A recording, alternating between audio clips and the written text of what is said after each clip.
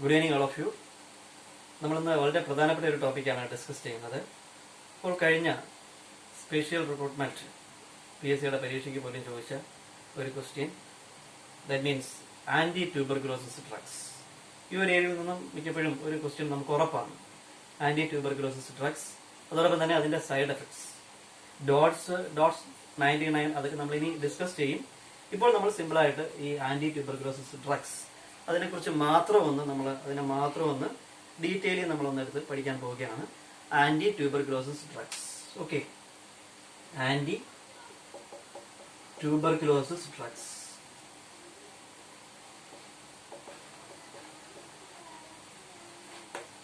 അപ്പോൾ ഇന്ന് ആദ്യം നമ്മൾ ഈ ആന്റി ട്യൂബർകുലോസിസ് ഡ്രഗ്സിലെ ഫസ്റ്റ് ലൈൻ ഡ്രഗ്സ്, അതിന്റെ സൈഡ് എഫക്ട്സ് ആണ് നമ്മളിന്ന് പ്രധാനമായിട്ട് ഇവിടെ ഈ ഒരു ക്ലാസ്സിലൂടെ നമ്മൾ ഡിസ്കസ് ചെയ്യുന്നത്.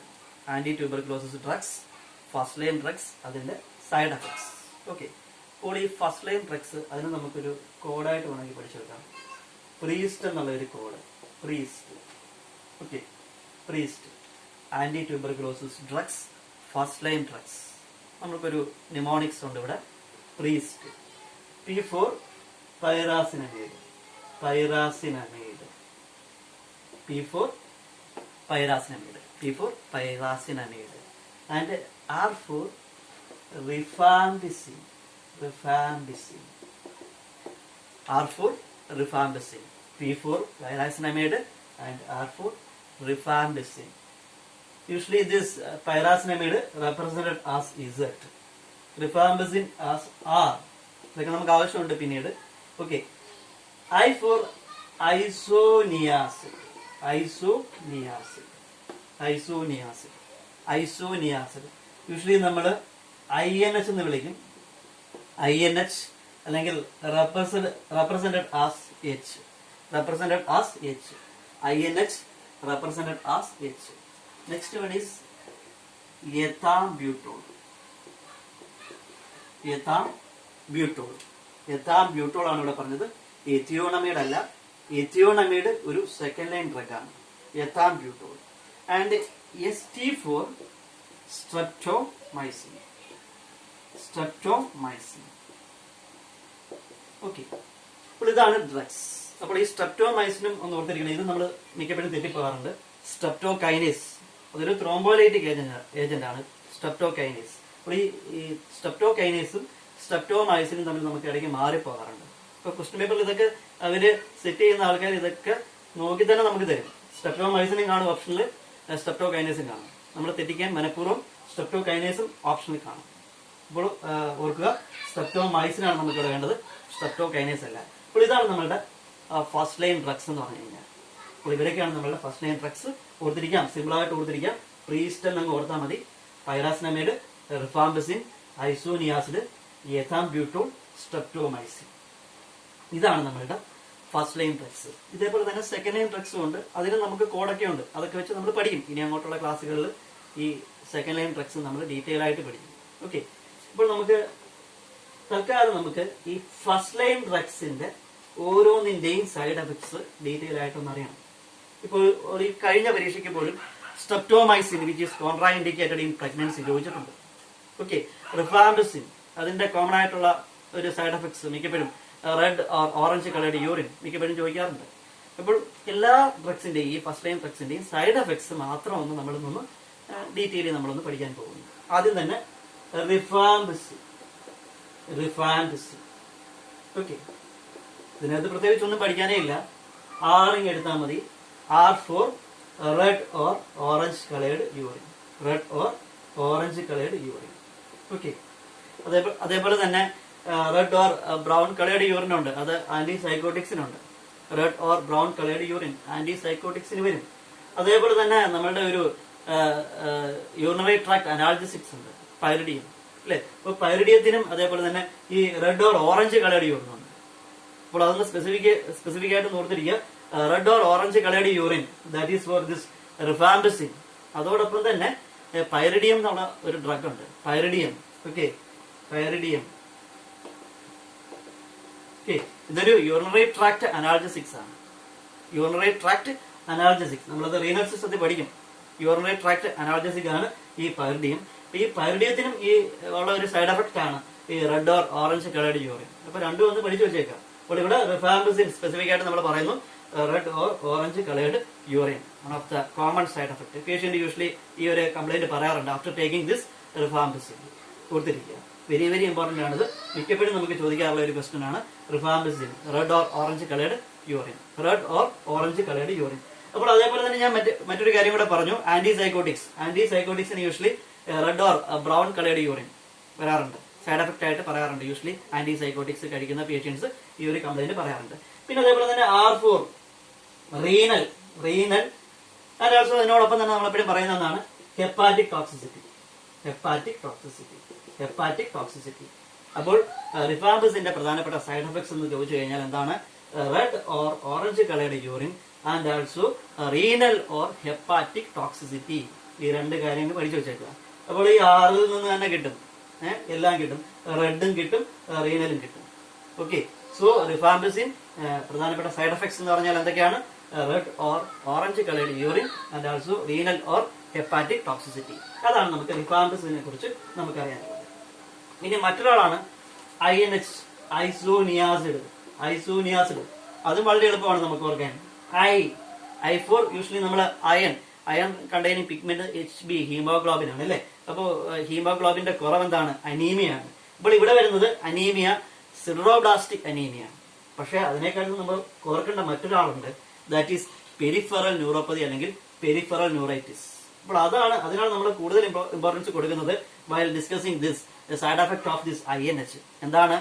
Peripheral neuropathy.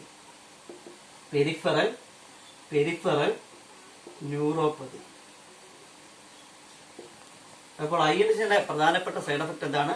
Peripheral neuropathy. പക്ഷെ ഒരു കാര്യം അതോടൊപ്പം തന്നെ ഉള്ളതാണെന്ന് അനീമിയ, സിഡറോബ്ലാസ്റ്റിക് അനീമിയ എന്ന് പറയാം. Okay, sideroblastic anaemia, just anaemia എന്ന് ഓർത്താലും മതിയാകും. Okay, sideroblastic anaemia.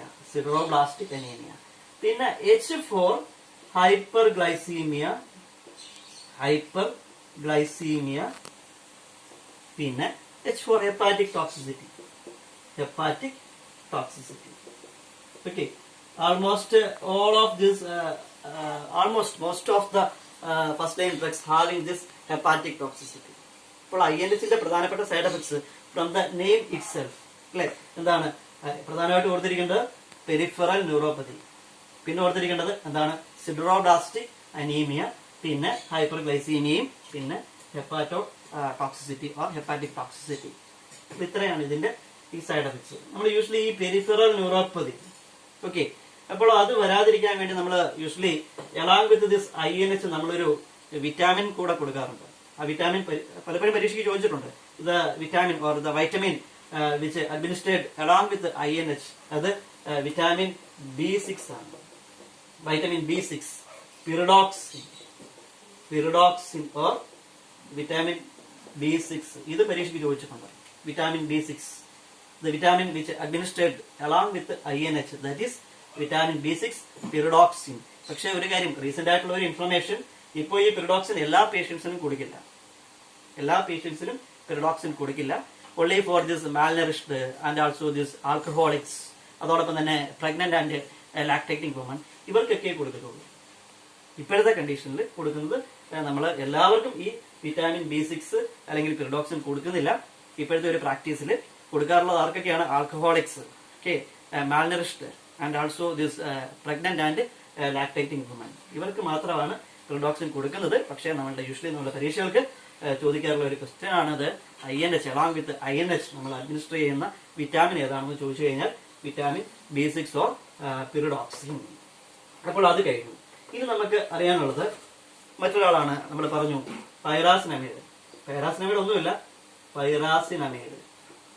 ഓക്കെ, ഇയാളുടെ പ്രധാനപ്പെട്ട സൈഡ് എഫക്ട് എന്ന് പറഞ്ഞു കഴിഞ്ഞാൽ hyperuricaemia. Okay, that means increased uric acid in the blood. Hyperuricaemia, അതും ഈ ഒരു പ്രൊനൗൺസിയേഷൻ വെച്ച് തന്നെ നമുക്ക് കിട്ടും.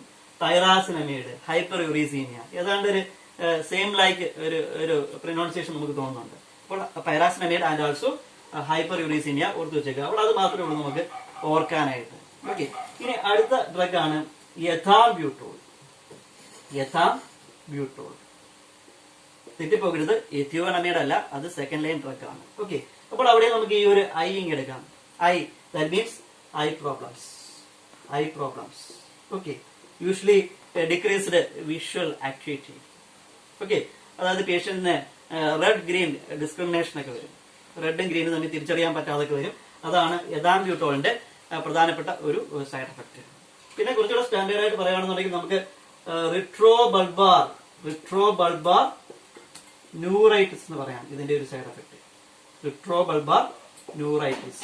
ഓക്കെ, അപ്പോൾ എഥാംബ്യൂട്ടോൾ ആ പേരിൽ തുടങ്ങുന്ന ആ ലെറ്റർ ഐയിൽ നിന്ന് തന്നെ അതിന്റെ സൈഡ് എഫക്ട് കിട്ടും, I problems, or we can say retro bulbar neuritis. Okay, ഇത് നമുക്ക് പറയാനുള്ള ഒരാളാണ് സ്ട്രെപ്റ്റോമൈസിൻ. ഇതാണ് കഴിഞ്ഞ പരീക്ഷയ്ക്ക് ചോദിച്ചത്. അതായത് ഇപ്പോൾ കഴിഞ്ഞ നമ്മളുടെ സ്പെഷ്യൽ റിക്രൂട്ട്മെന്റ് പരീക്ഷയ്ക്ക് ചോദിച്ചത് സ്ട്രെപ്റ്റോമൈസിന്റെ സൈഡ് എഫക്റ്റ് ആണ്. ഓക്കെ, സ്ട്രെപ്റ്റോമൈസിൻ അത് നമുക്ക് പെട്ടെന്ന് തന്നെ ഓർത്തിരിക്കാം, ഓട്ടോടോക്സിക് ആണ്. ഓട്ടോടോക്സിസിറ്റി ആണ് ഇതിന്റെ side effect. Ototoxicity is the side effect of streptomycin. Ototoxicity, അതായത് ഇവിടെ യൂഷ്വലി നമ്മൾ അവിടെ ഒരു കാര്യം ഓർത്തിരിക്കുക, ഡെഫ്നെസ് അല്ല അവിടെ വരുന്നത്. ഓക്കെ, വെസ്റ്റിബുലാർ ഡാമേജ് ആണ് വരുന്നത്. വെസ്റ്റിബുലാർ ഡാമേജ് ആണ് അവിടെ വരുന്നത്. Okay, vestibular damage, ototoxicity. അതേപോലെ തന്നെ this drug which is contraindicated in pregnancy, അതുകൂടെ ഒന്ന് ഓർത്തിരിക്കുക.